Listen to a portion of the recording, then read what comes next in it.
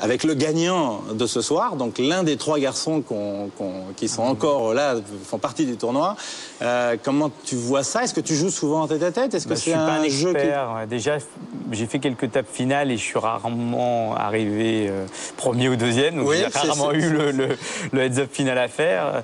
Mais là, la particularité des tête-à-tête organisés, c'est qu'on démarre avec le même nombre. Dans un tournoi, des fois, on se retrouve en tête-à-tête, on n'a pas le même nombre de jetons. Là, on a le même nombre de jetons. Je sais à peu près comment on se joue en tête-à-tête. J'ai encore plus de pression parce que je sais que toi, tu es un grand joueur. Oui, t'as juste été champion du monde. J'aime beaucoup ça.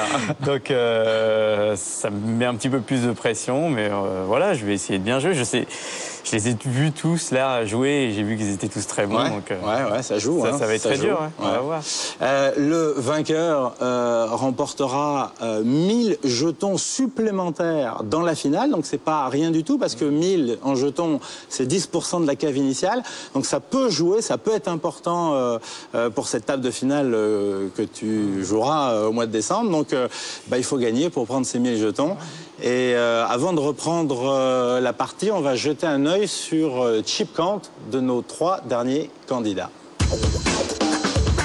Un chip count très serré où Cheval Fougueux est en tête, mais de très peu. Vous avez vu qu'il n'y a pas vraiment d'écart entre ces 3 joueurs et qu'on est à un coup pratiquement les uns des autres. Enfin, il s'appelle Nicolas Furia, donc cheval noir, cheval fougueux, cheval en furie. Ça bien, tout ça nous va bien. Tout ça nous va bien. Je trouve ça plutôt sympathique, moi. On avait un autre animal dans la saison 1. Un pitbull. C'était un pitbull. Voilà. Cette fois, on a un cheval. Voilà. Bon. Daniel, dame roi de trèfle, qui relance à 5000 et qui trouve encore une main incroyable. Enfin, il n'a pas encore trouvé puisque le joueur n'a pas payé, mais dame roi dans la main de Denis qui décide de payer. 2 joueurs. Vous voyez à l'écran, dans 91% des cas, c'est un partage. Alors pourquoi Daniel a un peu plus de chance que Denis, en tout cas avant le flop? C'est qu'il avait 2 trèfles en main et qu'on fait plus facilement une couleur avec 2 cartes de la même couleur qu'avec 2 cartes qui ne sont pas de la même couleur, comme dans le cas de la main de Denis. Alors on vient de voir que Denis a checké avec la Permax pour attraper Daniel, mais il se trouve que là, en l'occurrence, ça ne savait pas grand-chose, ils ont tous les 2 la même main, donc on se retrouve... Oui, Daniel a fait tapis et Denis l'a payé naturellement. Voilà. Et donc là, il reste une très faible chance à Denis d'emporter le coup si on tourne 2 cœurs. Mais on va pas imaginer que ça va arriver. On va se diriger vers un partage. Il y a quand même pas mal de partages. Hein. C'est il y en a eu le 4e partage à faire. Et on a vu tout à l'heure quand même quelques coups assez amusants, comme 2-9 contre 2-9. C'était quand même incroyable. Et c'était Denis contre Daniel. On a vu aussi en début de partie Dame 7 contre Dame 7. Voilà, là, maintenant, c'est un partage à 100% officiel. Ils ont du mal à se départager quand même. Beaucoup de mal à se départager. Ouais. C'est chaud entre eux. Ils sont encore 3. Les blindes sont maintenant passées à 1500 et 3000. Il faut bien faire avancer les choses, sinon on y est jusqu'à demain matin. Là, on risque d'avoir des moves qui sont all-in pré-flop, quasi systématiques. La relance, là, normalement, c'est autour des 10 000. Ils n'ont pas beaucoup plus, donc là, on commence à rentrer en effet... dans la période, on ne voit plus beaucoup de flops dans les finales. Ouais. Roi 3 de cœur chez Denis, 8005, une paire de 4 chez Daniel qui suit 2 petites blindes. En général, avec une paire de 4, dans ce genre de coup, quand les blindes sont énormes et correspondent à peu près, enfin, au relance, correspondent à peu près à la moitié de son tapis, voilà, c'est où le tapis. Est-ce que c'est mal joué de passer quand on est... Non, on peut passer des petites paires, bien évidemment. On sait très bien que la petite paire, elle est à peine devant contre 2 grosses cartes, donc 2 cartes supérieures. Et carbonisée. Et quasiment carbonisée. Enfin, on a une chance sur 5, 20% de chance à peu près quand on tombe sur une paire supérieure. Donc, il faut faire très attention. Le 4 tout de suite. Alors là, je crois que ça va être très dur. Il y a un backdoor quinte possible, un backdoor couleur possible encore pour Denis. Il faudrait ou 2 cœurs ou 10 dames. Mais enfin, on va dire que voilà, ça n'arrivera pas. C'est fini. Full chez Daniel, qui était tapis et qui se sauve de cette manière. Et de quelle manière? Parce que là, il a quand même pris un très gros coup. Il y a 19 000 dans le pot. Il se retrouve maintenant avec 19 000 grâce à ce full contre Denis. Les joueurs à tapis ont vraiment la peau dure dans cette finale. Ils ont gagné presque tous leurs coups. Oui, presque tous leurs coups. Là, Denis est un peu moins bien. Ça va être dur pour lui de remonter. Il a plus beaucoup de jetons. Il va falloir qu'il fasse un move, qu'il décide quelque chose. As 9, c'est sans doute le moment.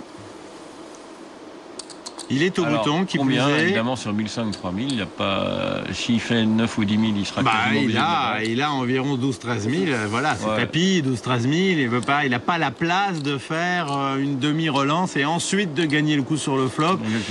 S'il n'est pas payé, il perdra de l'argent sur le flop. Et s'il est payé, c'est parce que le joueur en face aura trouvé quelque chose. Et il n'a vraiment pas de bol. Il tombe sur As-Dame. C'est pas encore perdu, mais il va être payé par As-Dame, j'en suis pratiquement certain. On a 3 bons joueurs là, voilà. Bien sûr, Daniel fait tapis également avec As-Dame. Il fait tapis pour peut-être. Non, oui, pour dissuader éventuellement. Regarde, il y a un As dans la main du cheval fou, c'est incroyable. Cheval noir, il va à force, il va pas être content qu'on l'appelle le cheval fou, peut-être. Il faudrait peut-être juste se rappeler. Il joue pas de manière le Black Horse. Il joue bien, il joue bien. J'ai pas vu la moindre erreur chez lui depuis le début de cette partie.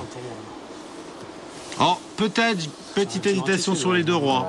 C'est les 2 rois, quand le flop s'est tourné, il aurait pu tenter, peut-être, tenter de checker le flop. Bon, allez, on en revient où on en est, As-9, As-Dame.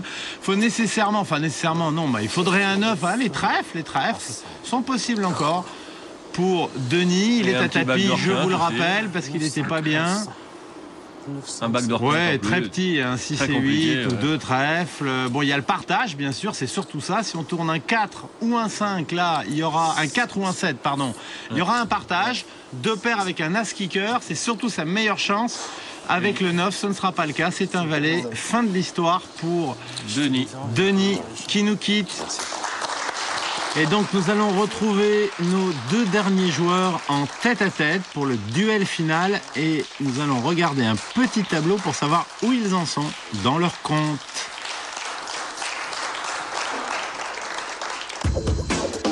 Et c'est Daniel, notre chip leader, qui a précisément 4 fois le tapis de Nicolino et qui est en très bonne posture pour ce tête-à-tête final.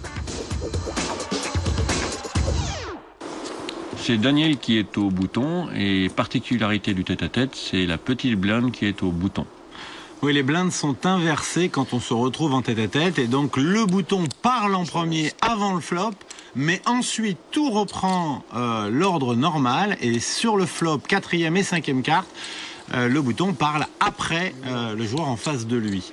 Et c'est Daniel au bouton qui relance avec 9 et 10 de carreau.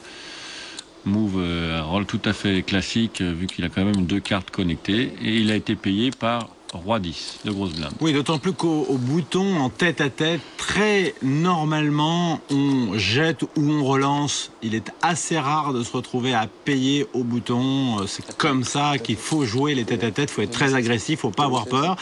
Et là on a une situation un peu délicate pour Nicolino qui avait la meilleure main avant le flop.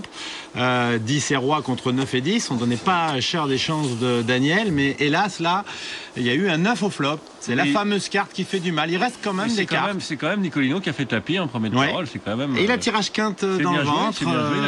Il a des. Il est très actif, très, j'aime beaucoup aussi. Il a des chances. Oh, le valet, le voilà. Récompense à l'attaque. Ouais. Il y a un partage possible maintenant si on tourne un roi, c'est incroyable. Le roi qui se tourne maintenant à la dernière. Et on a un partage entre les 2 joueurs. Alors on disait tout à l'heure qu'il y a eu beaucoup de partages, mais des comme ça on n'en avait encore pas vu. Hein. C'est vrai. Et nous voilà donc repartis avec les mêmes sommes, c'est-à-dire Daniel nettement chip leader devant notre cheval noir. Tapis chez Daniel au bouton sur le coup suivant qui met une grosse pression là. Tapis très cher. Et il a trouvé à 6 et il a payé sans hésiter très longtemps. Nicolino, c'est bien joué ça aussi, bravo. Je crois que c'est les 2 meilleurs joueurs, ils sont assez expérimentés. Ils ne se posent pas de questions, un as en tête-à-tête. Je pense que globalement, les joueurs ont été éliminés tout à fait normalement en fonction de leur niveau depuis le début de ce tournoi. Et on retrouve là les 2 meilleurs joueurs, c'est correct. Alors à 6 contre As 2, il y a un léger avantage pour Nicolino, mais il y a tellement de partage en effet. Encore un partage, on risque d'en retrouver un. Voilà, c'est terminé. 2 paires As roi avec un 8. C'est fait. 2 paires As roi avec un 8, c'est à nouveau un